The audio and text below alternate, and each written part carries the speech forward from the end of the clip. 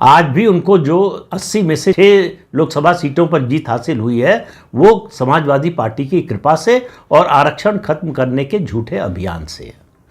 ये कांग्रेस पार्टी की उपलब्धि नहीं है। तो मायावती पर हमला करके वो दरअसल ये उन पर दबाव बनाना चाहते हैं कि वो खुलकर बीजेपी के विरोध में उस तरह से आए। वो बीजेपी के समर्थन में नहीं है। उनको बार बार कहा जाता है कि बीजेपी की बी टीम है। जो भी पार्टी तीसरी या चौथे नंबर की पार्टी होगी वो उसके चुनाव लड़ने से किसी न किसी पार्टी को फायदा, किसी को नुकसान होगा ही। जैसे कि दिल्ली में बहुत से लोग कह रहे हैं कि कांग्रेस पार्टी ने चुनाव लड़के बीजेपी का फायदा कर दिया। तो क्या राहुल गांधी मानेंगे कि दिल्ली में बीजेपी की बी टीम थी कांग्रेस पार्टी, या केवल ये आलोचना हो रही है इसलिए कांग्रेस पार्टी दिल्ली में चुनाव लड़ना बंद कर दे? और इस तरह की स्थिति कांग्रेस की बहुत से राज्यों में है और लगातार ऐसे राज्यों की संख्या बढ़ती जा रही है। तो राहुल गांधी की हताशा दिनों दिन नए नए पायदान चढ़ती जा रही है।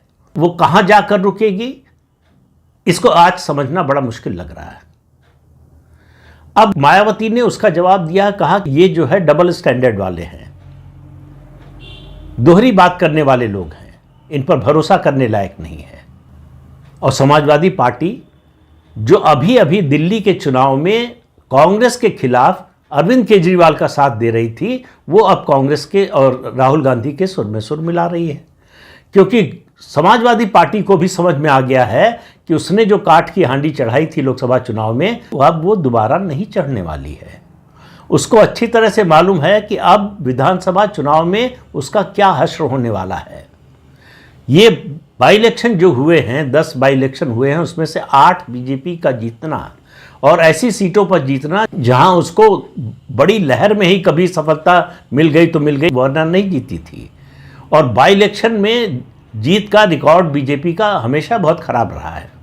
इसके बावजूद 10 में से 8 सीटें, मिल्कीपुर और कटहरी जैसी सीट जीत जाना बीजेपी का, ये समाजवादी पार्टी के लिए खतरे की घंटी नहीं, बहुत बड़ा घंटा है जो जोर जोर से बज रहा है।